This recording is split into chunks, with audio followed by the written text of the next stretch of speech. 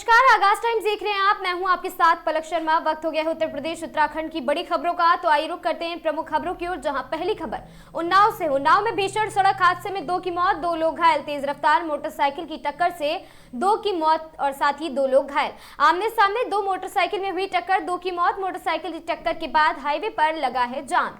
प्रत्यक्षदर्शियों ने हादसे की पुलिस को दी है सूचना। पुलिस ने हादसे में घायलों को इलाज के लिए अस्पताल भेजा है। जिला अस्पताल में डॉक्टरों ने 2 को मृत घोषित किया, 2 का चल रहा इलाज। दही थाना क्षेत्र के उन्नाव पूर्वा मार्ग पर दरोगा खेड़ा के पास हुआ है हादसा।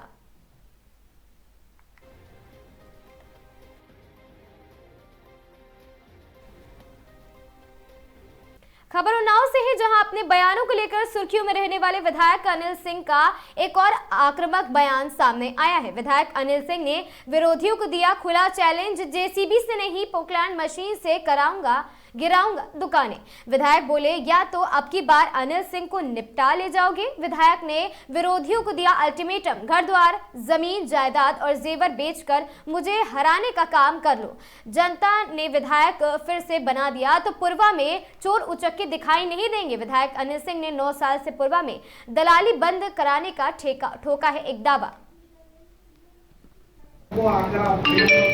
निवेदन करना चाहता हूँ कि घर द्वार बेच के, जमीन जगह बेच के, जेवर बेच के हराने का काम हम लोग कर लो।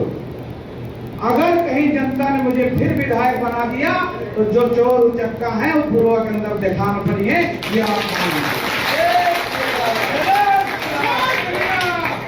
सोच समझ कर विरोध करेंगे लोग। ये मद्देनजर रखकर कि अनिल सिंह को या तो निपटा ले जाओ की, वरना थोड़ी बहुत जो दुकानें बची है उनका पोकलैंड नहीं पहुंचते, जेसीबी से नहीं पोकलैंड से गिरावट काम करते हैं। 9 साल के दलाली बंद है लोगों के। बड़े बड़े नेता जो अपने आप का लगावत रहे, थाने के बाउंड्री के अंदर ना घुस सकते हैं। हमारे गांव का, हमारे पठानपुर के छोटे छोटे कार्यकर्ता थाने के अंदर घुस के काम कराने का अपने आप जाते हिम्मत रखते हैं। ये हमने नेता बनाया है, हर गांव का नेता बनाया है, हर समाज का नेता बनाया है। हमने किसी को ये नहीं कहा कि तुम वहीं जाओगे, सब तुम वहीं। मैं सबको आग्रहपूर्वक निवेदन करना चाहता हूँ कि घर द्वार बेच के, जमीन जगह बेच के, जेवर बेच के हराने का काम हम लोग कर लो। अगर कहीं जनता ने मुझे फिर विधायक बना दिया तो जो चोर उचक्का है वो पूर्व के अंदर दिखाना पड़िए। ये आप सोच समझ कर विरोध करेंगे लोग। ये मद्देनजर रखकर कि अनिल सिंह को या तो निपटा ले जाओ की, वरना थोड़ी बहुत जो दुकानें बची है उनका पोकलैंड नहीं पहुंचते, जेसीबी से नहीं पोकलैंड से गिरावट काम करते हैं। 9 साल के दलाली बंद है लोगों के। बड़े बड़े नेता जो अपने आप का लगावत रहे, थाने के बाउंड्री के अंदर ना घुस सकते हैं। हमारे गांव का, हमारे पठानपुर के छोटे छोटे कार्यकर्ता थाने के अंदर घुस के काम कराने का अपने आप जाते हिम्मत रखते हैं। ये हमने नेता बनाया है, हर गांव का नेता बनाया है, हर समाज का नेता बनाया है। हमने किसी को ये नहीं कहा कि तुम वहीं जाओगे, सब तुम वहीं। मैं इटावा में एंटी करप्शन टीम ने आबकारी विभाग में बड़ी कार्रवाई करते हुए रिश्वतखोरी के खिलाफ एक बड़ी कार्रवाई की है। टीम ने आबकारी विभाग से एक हेड कांस्टेबल को गिरफ्तार कर जांच पड़ताल में जुटी है। इटावा जनपद के थाना जसवंत नगर क्षेत्र के धनुआ के रहने वाले शराब दुकान मालिक उदय प्रताप ने एंटी करप्शन टीम से लिखित शिकायत की थी। शिकायत में आरोप लगाया गया कि आबकारी विभाग के कर्मचारी लगातार उससे 7,000 की रिश्वत की मांग कर रहे हैं। पैसे न देने पर उसे गंभीर परिणाम भुगतने की धमकी दी जा रही। आरोप है कि दुकान में शराब की बोतलों के खाली ढक्कन रखकर उसका लाइसेंस निरस्त करने की बात कही जा रही है, और जिससे वह काफी परेशान हो गया। लगातार हो रही इस मांग से तंग आकर ठेका संचालक ने एंटी करप्शन टीम से संपर्क किया। इसके बाद टीम ने पूरी योजना बनाकर जाल बिछाया और तय समय पर कार्रवाई करते हुए आरोपी हेड कांस्टेबल को गिरफ्तार कर लिया है। फिलहाल गिरफ्तार आरोपी से पूछताछ जारी है और आगे की विधिक कार्रवाई सिविल लाइन थाना क्षेत्र में की जा रही है।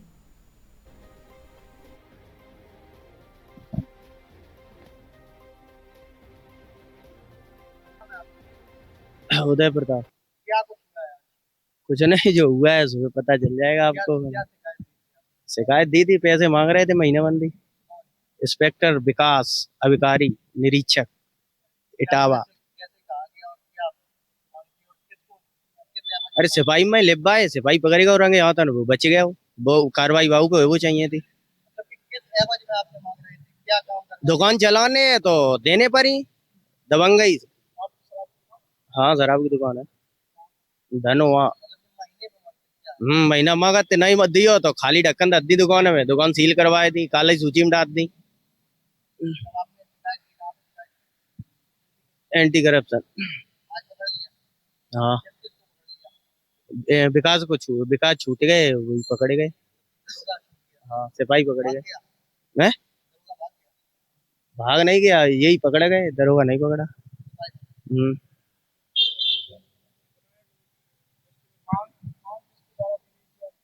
विकास नहीं नहीं वो नहीं पकड़े गए, उन्होंने इनसे लिब्बाए वो पकड़ गए।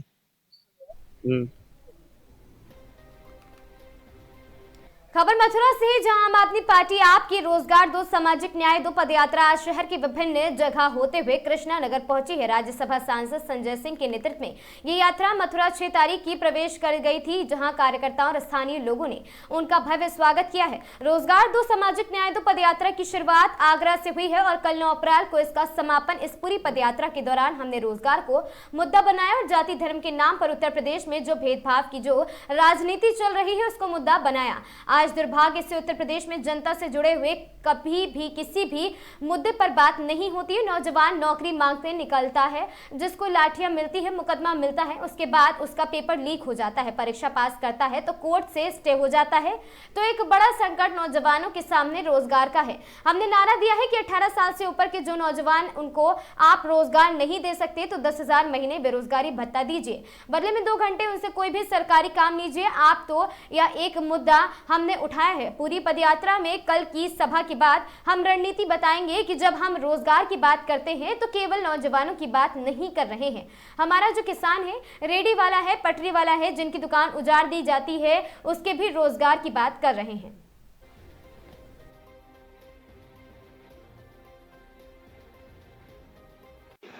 और दूसरी जो किसी भी आधार पर भेदभाव को देखती है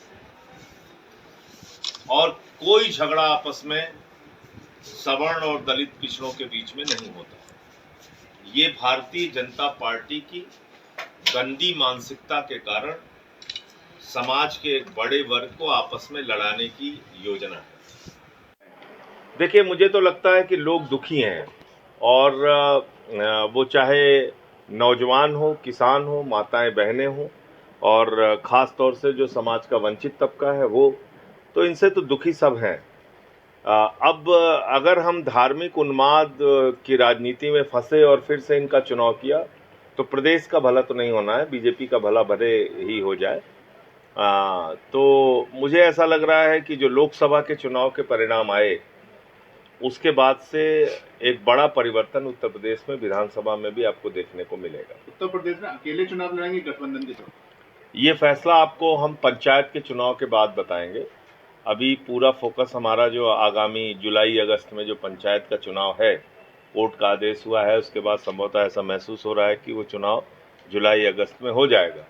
तो उस चुनाव में आम आदमी पार्टी मजबूती से लड़ेगी और उसके बाद हम पंचायत के चुनाव में क्या करेंगे ये फैसला लेंगे, विधानसभा में क्या करेंगे वो फैसला लेंगे।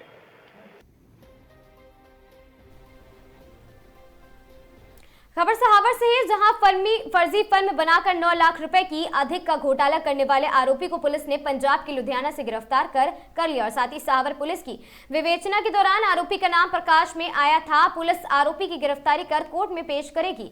सहावर के कोतवाली प्रभारी गोविंद वल्लभ शर्मा के अनुसार अलीगढ़ के राज्य कर अधिकारी चरणजीत सिंह ने 2 करोड़ रुपए से अधिक के GST कर के घोटाले के मामले में के इस्पात के स्वामी करण कुमार के विरुद्ध फर्जी दस्तावेजों के आधार पर धोखाधड़ी का मामला दर्ज कराया था। पुलिस की विवेचना के दौरान घोटाले में लुधियाना के रहने वाले साहिल बंसल पुत्र राजेश कुमार बंसल का नाम प्रकाश में आया है। पुलिस के अनुसार उसने फर्जी GST फर्म बनाकर 9 लाख रुपए से अधिक का घोटाला किया है। पुलिस को इस मामले में साहिल बंसल की तलाश थी। सहावर पुलिस ने लुधियाना जाकर बुधवार की दोपहर 1 बजे साहिल को उसके घर से गिरफ्तार कर लिया है।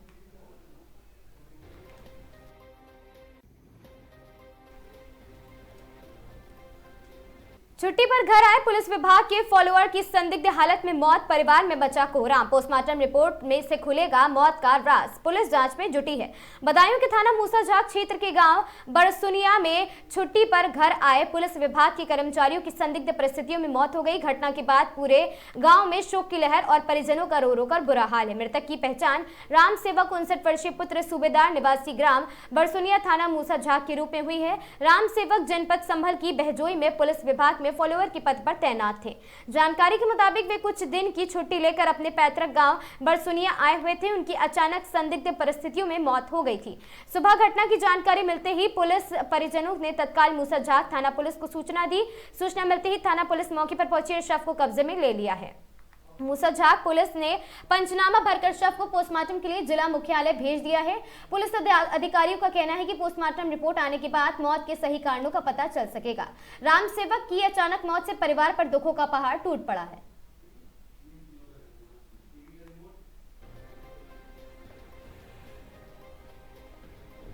खबर मथुरा से है, जहां मथुरा में चलती ट्रेन में लगी आग। जनसंपर्क क्रांति के कोच नंबर B1 और B4 में लगी है आग। आग लगने से यात्रियों में मचा हड़कंप। मथुरा जंक्शन के पास ट्रेन को रोका गया। ट्रेन से तेज धुआं देख यात्रियों में मची खलबली।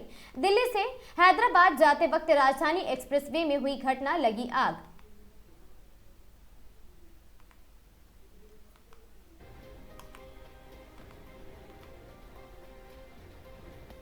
कौशाम्बी में संपत्ति के लिए रिश्तों का कत्ल, भतीजे ने मां के साथ मिलकर अपने ताऊ की हत्या, आरोपी मां बेटा अरेस्ट। कौशाम्बी जिले में संपत्ति के लिए ऋषि का कत्ल करने का मामला सामने आया है, जहां एक भतीजे ने अपनी मां के साथ मिलकर अपने पिता के अविवाहित बड़े भाई दादा की कुल्हाड़ी से काटकर हत्या कर दी। घर के अंदर अधेड़ की हत्या से गांव में सनसनी फैल गई है और घटना की सूचना पर एसपी समेत भारी पुलिस बल फोर्स मौके पर पहुंच गई और शव को कब्जे में लेकर पोस्टमार्टम के लिए भेज दिया गया है।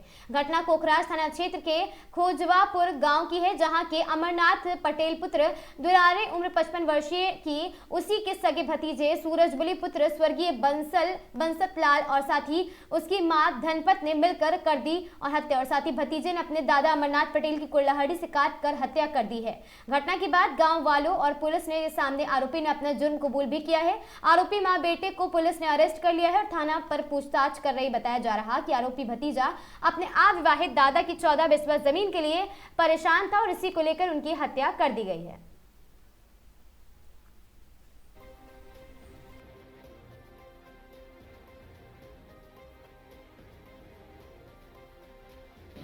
ये आज अभी थोड़ी देर पहले जनपद कौशाम्बी के थाना कोखराज के पास जो है एक सूचना प्राप्त हुई कि ये जो गांव है, इस गांव में एक लगभग 55 वर्षीय व्यक्ति रहते हैं, अमरनाथ जिनका नाम है। इनकी शादी नहीं हुई है। इनकी एक जो इनका छोटा भाई है उसकी पत्नी और उसका भतीजा जो है, यहाँ गांव में इस तरह की चर्चा है कि उन लोगों ने जो हो इसको मार दिया है। ये साथ ही में रहते थे। इस परिवार में ये 3 ही व्यक्ति थे। तो जो गांव के जो लोग हैं उनमें ये सूचना थी, इस प्रकार की बात थी कि उन्होंने जो है इसका मर्डर कर दिया है। यहाँ इस सूचना पर तत्काल मेरे द्वारा एडिशनल एसपी और सीओ द्वारा तथा थाने की टीम द्वारा स्थलीय निरीक्षण किया गया है। फील्ड यूनिट की टीम बुला के यहाँ मौके से साक्ष्य संकलित किए गए हैं। मेरे द्वारा जो चोटों का मुआयना किया गया है, इसमें प्रथम दृष्टिया जो शरीर पर ज़ाहिरा चोटें बहुत ज़्यादा नहीं दिखाई दे रही है, लेकिन इसके नाक से और इसका जो एनएस है, प्राइवेट पार्ट है, वहाँ से इसमें खून का रिसाव है। जो मौत के वास्तविक कारण हैं उनका पोस्टमार्टम रिपोर्ट से स्पष्ट हो जाएगा।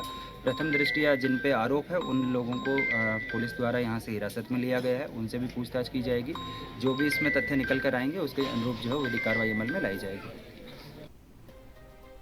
बिलग्राम क्षेत्र स्थित बीजीआरएम इंटर कॉलेज में आज उत्तर प्रदेश सरकार की मंशा अनुसार कम्युनिस्ट पुलिसिंग एवं महिला सशक्तिकरण को बढ़ावा देने के उद्देश्य से मिशन शक्ति विशेष अभियान फेज 5 के द्वितीय चरण के अंतर्गत एक विस्तृत जागरूकता कार्यक्रम आयोजित किया गया।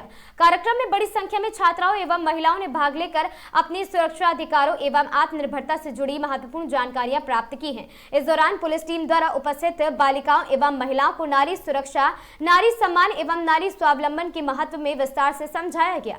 अधिकारियों ने बताया कि शासन प्रशासन महिलाओं की सुरक्षा, सम्मान और उनके सर्वांगीण विकास के लिए पूरी तरह प्रतिबद्ध है और उसी उद्देश्य के साकार करने के लिए मिशन शक्ति अभियान चलाया जा रहा। कार्यक्रम में महिलाओं को विभिन्न आपातकालीन एवं सहायता हेल्पलाइन नंबरों 1090, विमेन पावर लाइन 112, आपातकालीन सेवा 1076, मुख्यमंत्री हेल्पलाइन 1098, चाइल्ड हेल्पलाइन 108, एम्बुलेंस सेवा के बारे में विस्तार पूर्वक जानकारी दी गई। इसके अतिरिक्त कार्यक्रम में महिलाओं एवं बालिकाओं को सरकार द्वारा संचालित विभिन्न कल्याणकारी योजनाओं जैसे महिला हेल्प डेस्क की भूमिका, साइबर अपराधों से बचाव, घरेलू हिंसा से संबंधित कानूनी प्रावधानों तथा आत्मरक्षा के उपायों के बारे में भी जागरूक किया गया है।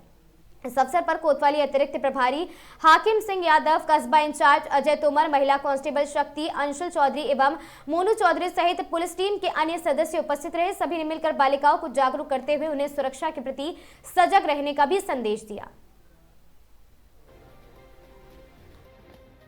माता पिता हैं, आप बड़ी होकर फिर दूसरे शादी होगी, वो परिवार भी आपके साथ जुड़ेगा, तो आपके बढ़ने से दो परिवार जुड़ेंगे और लड़के एक बेटे के पढ़ने से केवल वो एक ही परिवार तक रहेगा। अब तो आप लोगों को अतिरिक्त मेहनत करनी है और कोई अलग से दिमाग नहीं लाना है। आपको केवल उसी में केंद्र फोकस रखना है कि हमको क्या बनना है और क्या नहीं बनना है। अगर आप उद्देश्य बना लेंगे, पक्का इरादा कर लेंगे, तो कोई लक्ष्य कठिन नहीं हासिल, ऐसा हो ही नहीं सकता कि आपको सफलता न मिले। तो इसलिए मतलब लेकिन 100% देना पड़ेगा। जो अभी सर ने बताया कि 4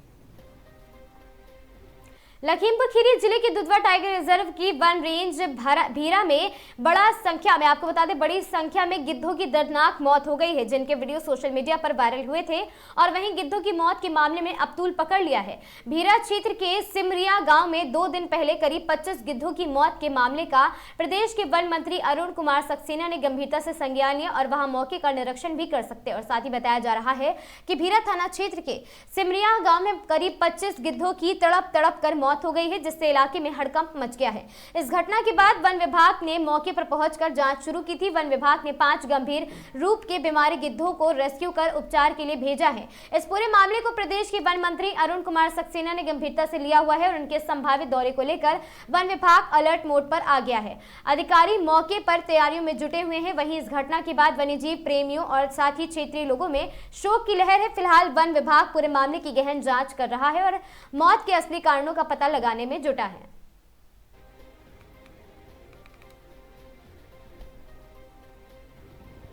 जनपद बदायूं के फैजगंज बेहटा थाना क्षेत्र के गांव अशोकपुर का रहने वाला 45 वर्षीय निहाल सिंह पुत्र मनोहर लाल कल अपने पड़ोसी गुलाब सिंह के साथ जनपद रामपुर के शाहबाद गुलाब सिंह के बेटे राहुल की शादी के लिए बैंड बाजे बुक करके बाइक द्वारा दोनों लोग अपने घर वापस आ रहे थे। इसी बीच फैजगंज बेहटा थाना क्षेत्र के Shahabad road Asafpur railway station के पास बने पुल पर बाइक सवारों को किसी अज्ञात वाहन ने टक्कर मार दी, जिसमें निहाल सिंह की मौके पर ही दर्दनाक मौत हो गई, जबकि गुलाब सिंह गंभीर रूप से घायल हो गए हैं। मौत की सूचना मिलते ही परिवार में कोहराम मच गया। वहीं सूचना पर पहुंची पुलिस ने निहाल सिंह के शव को कब्जे में लेकर पोस्टमार्टम के लिए भेज दिया। उधर गुलाब सिंह का मुरादाबाद में निजी उपचार चल रहा है।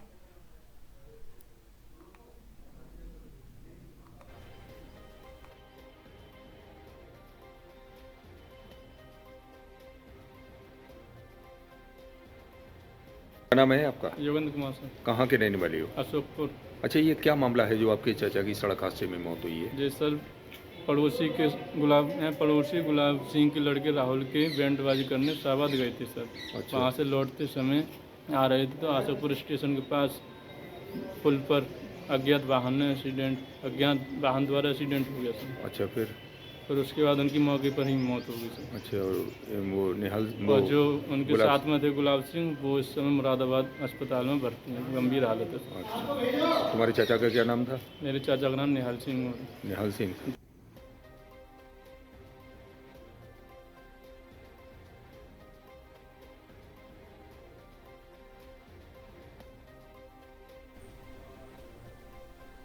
पुलिस अधीक्षक अमरोहा श्री लखन सिंह यादव द्वारा अपराध एवं अपराधियों के विरुद्ध चलाए जा रहे अभियान के क्रम में अपर पुलिस अधीक्षक अमरोहा श्री अखिलेश भदौरिया के मार्गदर्शन एवं क्षेत्राधिकारी धनौरा अंजलि कटारिया के निकट पर्यवेक्षण में थाना गजरौला पुलिस द्वारा होटल में चोरी की घटना को अंजाम देने वाला अभियुक्त 2 अदद LED टीवी अनुमानित कीमत लगभग 1 लाख रुपए सहित गिरफ्तार किया गया है। आपको बता दें कि 8 अप्रैल 2026 को वादी श्री पीयूष अग्रवाल पुत्र स्वर्गीय मोहन लाल निवासी मोहल्ला कायस्तान कस्बा कस्बा व थाना हसनपुर जनपद अमरोहा हाल पता सुपरवाइजर स्वागत होटल कस्बा व थाना गजरौला जनपद अमरोहा की तहरीर के आधार पर अज्ञात व्यक्ति द्वारा स्वागत होटल के कमरे से 2 अदद एलईडी टीवी चुरा ले जाने के संबंध में मुकदमा अपराध संख्या 147/2026 धारा 305 BNS पंजीकृत किया गया। विवेचना के क्रम में घटनास्थल के आसपास लगे सीसीटीवी कैमरों की फुटेज व साक्ष्य संकलन के आधार पर घटना कारित करने वाले अभियुक्त विकास पुत्र जगदीश निवासी मोहल्ला मायापुरी मंडी के पास कस्बा व थाना गजरौला जनपद अमरोहा का नाम प्रकाश में आया है। दिनांक 8 अप्रैल 2026 को सीसीटीवी फुटेज व मुखबिर की सूचना पर थाना गजरौला पुलिस द्वारा कस्बा गजरौला से स्वागत होटल के 2 एलईडी टीवी चोरी करने की घटना को अंजाम देने वाला अभियुक्त विकास पुत्र जगदीश निवासी मोहल्ला मायापुरी मंडी के पास कस्बा व थाना गजरौला जनपद अमरोहा उम्र करीब 22 वर्षीय को भानपुर फाटक के पास में 2 अदद एलईडी टीवी के साथ गिरफ्तार किया गया है।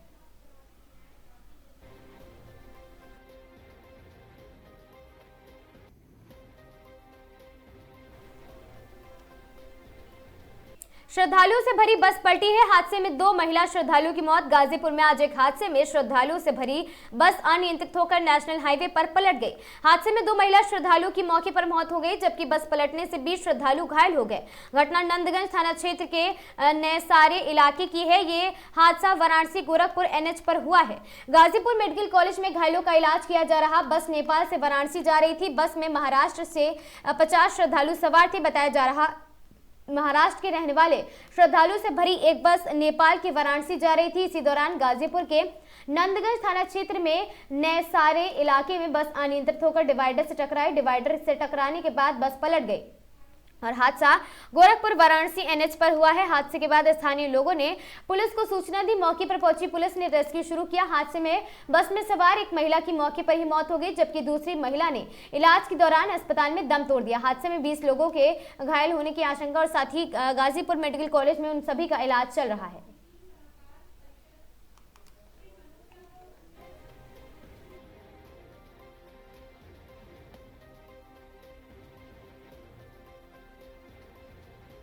एक बस हादसा हुआ है, क्या है पूरा मामला सर, क्या स्थितियाँ हैं? आज लगभग 11:30 बजे के आसपास 11 से 11:30 बजे के बीच सूचना प्राप्त हुई कि नंदगंज थाना क्षेत्र के नसारा में एक बस पलटने की सूचना प्राप्त हुई। तत्काल मौके पे एडिशनल SP और वहाँ के थानाध्यक्ष और वहाँ पे एम्बुलेंसेस बुलाई गई और यहाँ पे जनपद से SP CRO और एडिशनल SP और यहाँ पे हॉस्पिटल में ADM और SP सिटी को भेजा गया। मौके पे जो स्थिति जो देखी गई उसके अनुसार महाराष्ट्र से एक बस महाराष्ट्र की बस थी। महाराष्ट्र से लोग जो है दर्शन करने उत्तर प्रदेश में आए थे और वो अयोध्या जी के दर्शन करने के उपरांत नेपाल गए थे। नेपाल से संभवतः वो लोग चले थे और काशी विश्वनाथ जी के दर्शन के लिए जा रहे थे। जिस समय आज सुबह 11:30 बजे ये घटना हुई, इसमें लगभग 48 पुरुष और महिलाएं मिला के सवार थे, दर्शनार्थी थे। और उसमें से 2 की मृत्यु हुई है, 2 महिलाओं की मृत्यु हुई है जिनके नाम है अन्नपूर्णा 50 वर्ष जो कि अकोला की रहने वाली थी और सरस्वती 70 वर्ष जो कि बुल्ढाना की रहने वाली थी और लगभग 35 लोग घायल हैं जिनका इलाज यहाँ मेडिकल कॉलेज में चल रहा है और उसमें 32 लोग सामान्य हैं और इसमें सामान्य प्लस फ्रैक्चर है। 3 लोग क्रिटिकल हैं जिनका हम लोग इलाज यहाँ पे मेडिकल टीम कर रही है और जो भी आवश्यक सुविधाएं जो उनको दी जा सकती है इलाज की वो सब पूरे प्रयासरत है। यहाँ पर परमानेंटली ADM और SP सिटी भी डिप्लॉयड है और मेरे और SP महोदय द्वारा भी अभी यहाँ पर आके जो हमारे घायल लोग हैं उनके साथ वार्ता करी गई और उनसे पूछा भी गया। जहाँ तक घटना के कारणों का सवाल है तो अभी इसकी जांच हम लोग पूछताछ करके, क्योंकि अभी हमारा प्रथम उद्देश्य ये है कि सभी घायलों को प्राथमिक उपचार सही तरीके से मिल जाए, तो वो कर रहे हैं। उसके बाद पूछताछ होने के बाद ही सारे कारण स्पष्ट होंगे। सर, इन लोग का ये कहना है कि ये घायल के साथ एक व्यक्ति था, उनका ये कहना है कि किसी ने बस के ड्राइवर पर शीशा पर पत्थर मारा था। मैंने आपको कहा कि घटना के कारणों की जाँच हम लोग करेंगे, उसके बाद ही हम लोग कुछ पता। ठीक, थैंक यू। जनपद श्रावस्ती के गिलौला स्थित सामुदायिक स्वास्थ्य केंद्र सीएचसी में दिनांक 9 अप्रैल 2026 को सर्वाइकल कैंसर से बचाव हेतु टीकाकरण अभियान की शुरुआत की गई। इस मौके पर डॉक्टर दीपक शुक्ला ने जानकारी देते हुए बताया कि 11 वर्ष से 15 वर्ष की बालिकाओं को यह टीका लगाया जा रहा है, जिससे भविष्य में सर्वाइकल कैंसर की संभावनाओं में काफी हद तक कमी लाई जा सकती है। अभियान के पहले दिन गिलौला ग्रामवासी आयुष पटवा को टीका लगाकर कार्यक्रम का शुभारंभ किया गया। डॉक्टर शुक्ला ने अभिभावकों से अपील की है कि वे बिना अपनी बेटियों को समय पर ही टीका अवश्य लगवाएं ताकि गंभीर बीमारी से बचाव संभव हो सके।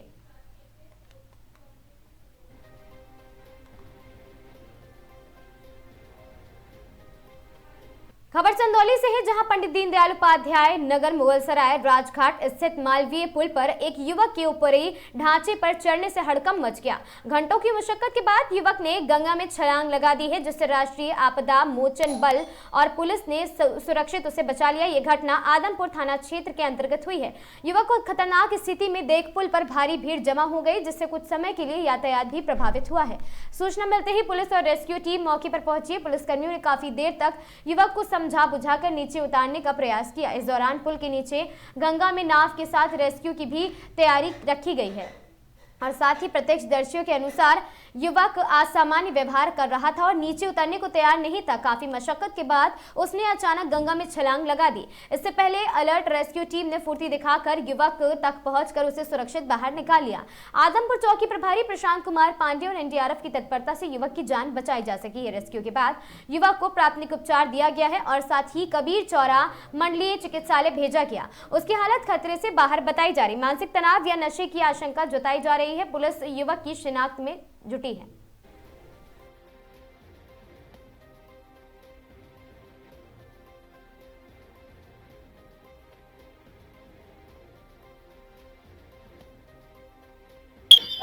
मैं inspector Vineet Kumar, team commander दशा सुमेध घाट से। क्या मामला था? जैसा कि हमें सूचना मिली पुलिस के थ्रू कि एक व्यक्ति राजघाट ब्रिज के ऊपर जो रेलिंग है, स्टील की रेलिंग है, उसके ऊपर चढ़ गया था। उसको उतारने के क्रम में यह व्यक्ति गंगा नदी में छलांग मार दिया, जिसपे हमारी पेट्रोलिंग वाली बोटों पर तैनात रेस्क्यूअर ने साथी जंप मारकर इसको गंगा नदी से रेस्क्यू कर लिया गया। रेस्क्यू करने के बाद व्यक्ति अनकॉन्शियस था, तो जिसको सीपीआर के थ्रू सर्वाइव किया गया और इसके बाद बीबीएम और ऑक्सीजन मास्क से इसको आर्टिफिशियल वेंटिलेशन दिया जा रहा है।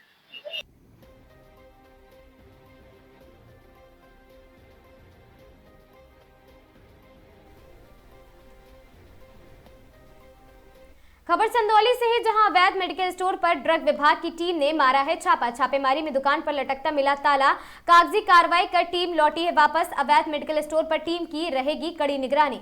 जिले में अभियान चलाकर अवैध मेडिकल स्टोर पर की जाएगी कार्रवाई। कथित झोला छाप डॉक्टर जलालुद्दीन कई वर्षों से चला रहा था फर्जी अस्पताल। अवैध अस्पताल के साथ ही अवैध मेडिकल स्टोर भी करता था संचालित। अवैध अस्पताल पर स्वास्थ्य है मेहरबान। शिकायत के बाद भी स्वास्थ्य विभाग नहीं करता कोई कार्रवाई। झोला छाप डॉक्टर के चक्कर में कई मरीज गंवा चुके अपनी जान। साहबगंज पीएचसी अंतर्गत आने वाला अरारी गांव में संचालित हो रहा झोला छाप अस्पताल।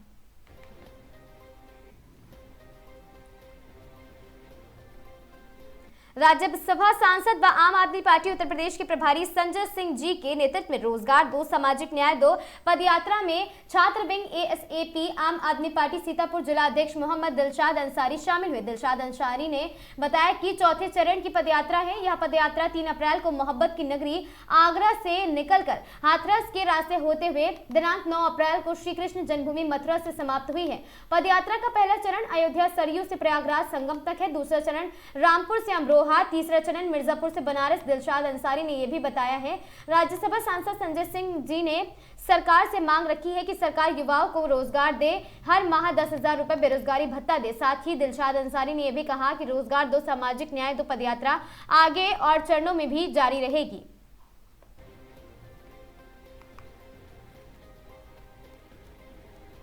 प्रदेश की सरकार गौवंश के संरक्षण के लिए गंभीर है। प्रदेश में 16 लाख गौवंशों का संरक्षण किया जा रहा है। गाय हमारे लाभ की नहीं, हमारी संस्कृति और आस्था का केंद्र है। उक्त विचार उत्तर प्रदेश गौ सेवा आयोग के उपाध्यक्ष महेश कुमार शुक्ला ने अष्टभुजा गेस्ट हाउस में पत्रकार वार्ता के दौरान व्यक्त की हैं। और साथ ही आपको बता दें, उन्होंने कहा कि योगी आदित्यनाथ के नेतृत्व में उत्तर प्रदेश सरकार द्वारा गौ सेवा को केवल प्रशासनिक दायित्व नहीं बल्कि सामाजिक, मानवीय और साथ ही आध्यात्मिक जिम्मेदारी के रूप में भी अपनाया गया है। निराश्रित एवं असहाय गौवंश के संरक्षण, संवर्धन और समुचित देखभाल के लिए प्रदेश में व्यापक और बहुआयामी योजनाएं संचालित की जा रही हैं। इसमें अभी और साथ ही ट्रेनिंग तथा सुधार की जरूरत भी है। और साथ ही आपको बता दें कि देश में पहली बार निराश्रित गौवंश के भरण पोषण के लिए प्रतिदिन 50 रुपए की धनराशि उपलब्ध कराई जा रही है। प्रदेश में विभिन्न जनपदों में 7,700 से अधिक गौ आश्रय स्थल संचालित है, जहां 16 लाख से अधिक निराश्रित गौवंशों को सुरक्षित आवास, नियमित आहार, स्वच्छ पेयजल, चिकित्सा सुविधाएं उपलब्ध कराई जा रही हैं। मिर्जापुर जनपद में भी जिला प्रशासन द्वारा इस दिशा में उल्लेखनीय कार्य किया जा रहा है। वर्तमान में जनपद में 39 गौ आश्रय स्थल संचालित है, जिनमें से 14,575 गौवंश का संरक्षण किया जा रहा।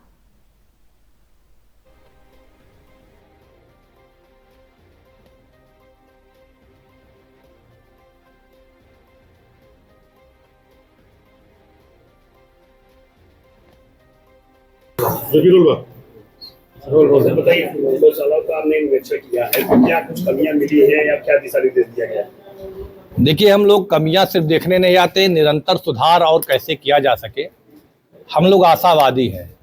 हम लोग लगातार अधिकारियों के साथ, गोसेवकों के साथ, जो केयर टेकर संचालन कर रहे हैं, उनके सामने समस्याएं क्या आती हैं, उनके सामने चुनौतियां क्या हैं, उन चुनौतियों को दूर करके क्या अच्छे से अच्छा, ज़्यादा से ज़्यादा सुधार किया जा सके, अभी हमें संतोष नहीं है। हम सुधार की प्रक्रिया को और आगे ले जाना चाहते हैं। किस तरह का संतोष नहीं है? संतोष की जिस प्रकार से गौ सेवक हैं, उन्हें और ट्रेन करने की ज़रूरत है। समय समय पर किस प्रकार से गाय की सेवा करनी है, गौ माता का, उन्हें भी ट्रेनिंग की ज़रूरत है। लेकिन मैं कह सकता हूं कि मिर्ज़ापुर में भ्रमण करने के बाद गो आश्रय स्थलों पर साफ सफाई बढ़ी है। उनके चूनी चोकर भूसा, उनके स्वास्थ्य की चिंता हमारे डॉक्टरों द्वारा, केयर टेकरों द्वारा, अधिकारियों द्वारा लगातार भ्रमण करके उसमें सुधार किया जा रहा है। एक अच्छा विषय है, लेकिन संतोष तब तक नहीं होता। कहीं जैसे आपके परिवार में कोई रिश्तेदार आ जाए तो आप चाहते एक रोटी और खा लें, जबकि उसका पेट भर चुका होता। ऐसे हमारी इच्छा कि और संवेदना के साथ हमारी गाय माता की सुसेवा हो। सर, आपके मिर्जापुर गौशाला से गौ तस्करी भी का मामला सामने आया, जेल भी गए, क्या कहेंगे ऐसे गौशालाओं पे? मैं इतना कहूँगा, तुझसे नाराज नहीं हैरान हूँ मैं, तेरे मासूम सवालों से परेशान हूँ मैं।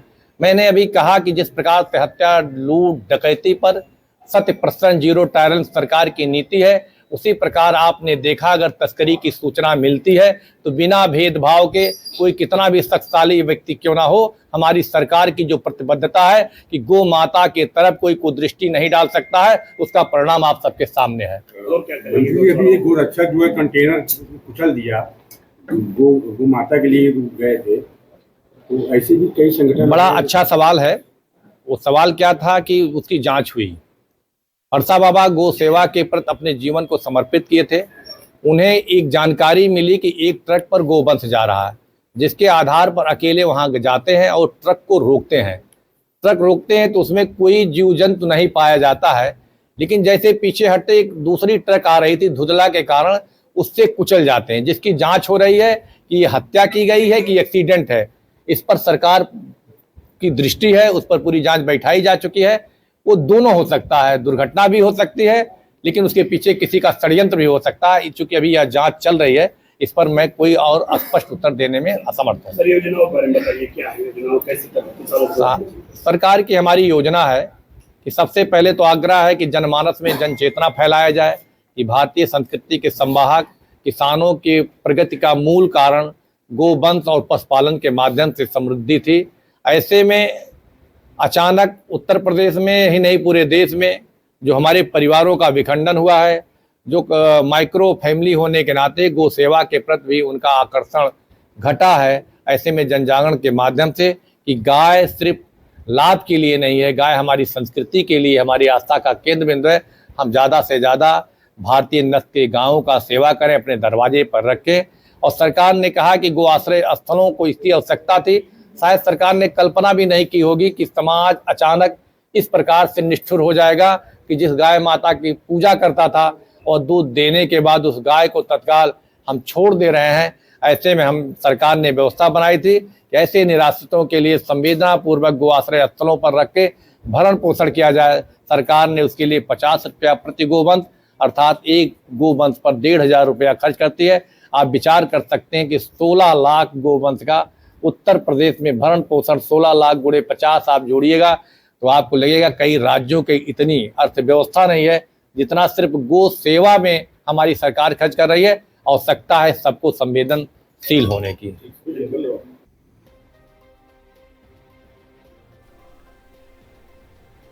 संडीला नगर में गैस उपभोक्ताओं की परेशानी अब गुस्से में बदल चुकी है।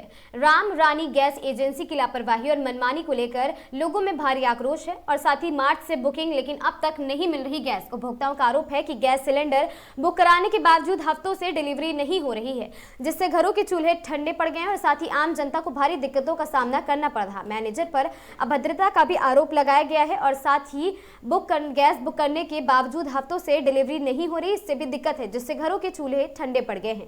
मैनेजर पर अभद्रता का आरोप है। जब इस मामले में एजेंसी के मैनेजर से बात की गई तो समाधान देने के बजाय अभद्र व्यवहार किया गया। इतना ही नहीं, उपभोक्ताओं के फोन कॉल तक नहीं उठाना जरूरी समझा गया और आंदोलन की चेतावनी मिली है। आपको बता दें, भाजपा नेताओं ने साफ कह दिया है यदि जल्द ही गैस आपूर्ति शुरू नहीं हुई तो बड़ा आंदोलन किया जाएगा, जिसकी पूरी जिम्मेदारी प्रशासन की ही होगी। इस दौरान अमित कुमार शर्मा, नरेश अर्कवंशी, मनीष गुप्ता, सौरभ गुप्ता, अनुज सिंह और साथ ही शरद चौरसिया, अमन बाबू, गोपाल अर्कवंशी, रितेश गुप्ता, रानू अंसारी और साथ ही मोहम्मद रईस, सुमित चौधरी सहित बड़ी वहां पर कई कार्यकर्ता भी उपस्थित रहे। बोलो क्या बता रहे हैं? ये रामरानी गैस एजेंसी पर ना? आपका 3 तारीख का है? पिछले 3 मार्च की। भैया रोज भगाए, हमारी टांग टूटी है, बहुत बेकार है। कितने तारीख की बुक है आपकी? 18 तारीख की। यही रामरानी गैस एजेंसी पे 18 तारीख का नहीं पहुंचा सिलेंडर। आज तो यहाँ बता रहे हैं कि 19 तारीख की चल रही है। आप लोग बोलते क्यों नहीं? यहाँ पे शिकायत क्यों नहीं करते? ये 3 तारीख इधर लोग का सिलेंडर बुक है। 3 तारीख का। ये राम रानी एजेंसी पर बहुत बड़े लेवल पर कपड़ा हो रहा है। राम रानी जनता परेशान है।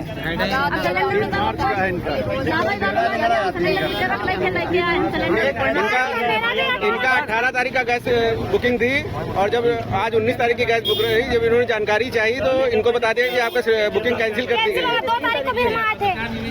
ये चल रहा है रामरानी गैस एजेंसी पर। इनकी कॉपी बुक है, इनको गैस नहीं दी जा रही है। क्या नाम है आपका? जमुना देवी। कैसे कैंसिल हुआ? कौन कैसा पैसे लिए?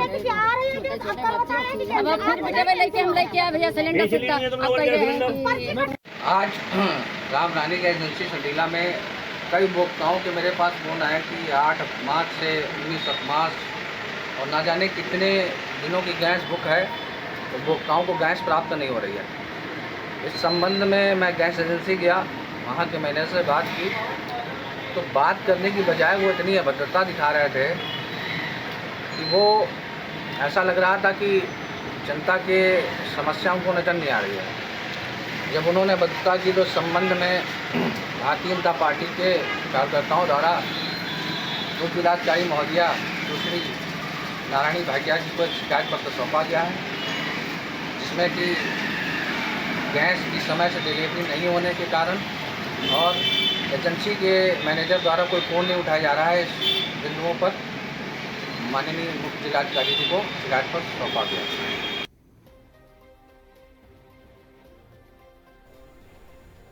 है।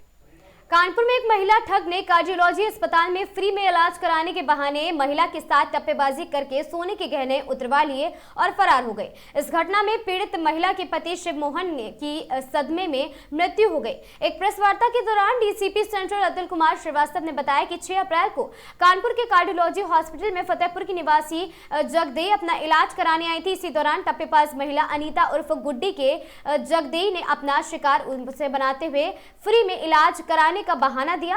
इस पर महिला जगदेई झांसे में आ गई और जैसे ही जांच के लिए अंदर गई, टप्पेबाज महिला ने उसके जेवर ये कहकर उतरवा लिए कि जेवर पहनकर अंदर जाना नहीं होता है। इस पर जगदेई ने जेवर उतार कर दे दिए। जब जगदेई बाहर आई तो पता चला कि अनीता जेवर लेकर फरार हो गई है। पीड़िता जगदेई ने स्वरूप नगर थाना पुलिस को शिकायत दर्ज कराई है और पुलिस ने कार्रवाई करते हुए आरोपी महिला को गिरफ्तार कर लिया और सोने के आभूषण की बरामद कर लिए हैं। डीसीपी ने आगे बताया कि आरोपी महिला अनीता नवंबर में भी एक घटना कारित कर चुकी है।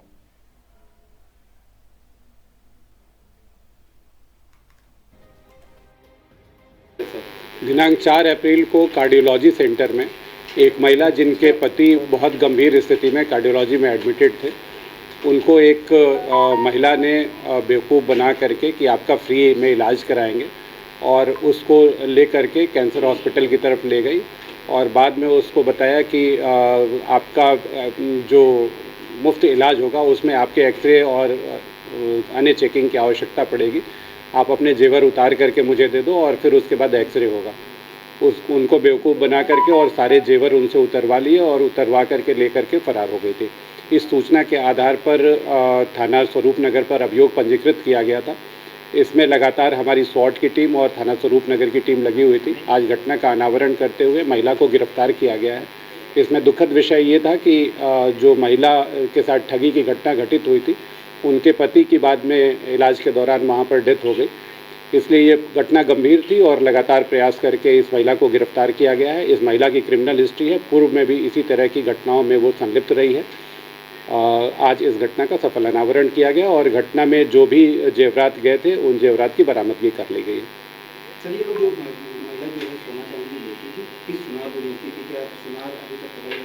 इनसे विस्तृत पूछताछ की गई है। एक नाम प्रकाश में आया है जिनके विरुद्ध कार्रवाई की जा रही है। हाँ, इसके पहले भी ऐसा मैंने पूर्व में बताया कि इसकी क्रिमिनल हिस्ट्री है, पूर्व में भी घटनाओं में संलिप्त रही है। बाकी पूछताछ की जा रही है कि और किन किन स्थानों पे, किन किन थाना क्षेत्रों में और किन जिलों में इस तरह की घटनाओं में वो संलिप्त रही है। टेक्निकल एविडेंसेस इकट्ठे किए जा रहे हैं। जो भी फैक्ट्स प्रकाश में आते हैं उनके आधार पर अग्रिम कार्रवाई की जाएगी। अभी तक की विवेचना में इसका अकेला नाम प्रकाश में आया है, लेकिन हम लोग टेक्निकल एविडेंसेस कलेक्ट कर रहे हैं। अगर उसमें किसी और का नाम प्रकाश में आता है तो उनके विरुद्ध भी कार्रवाई करेंगे।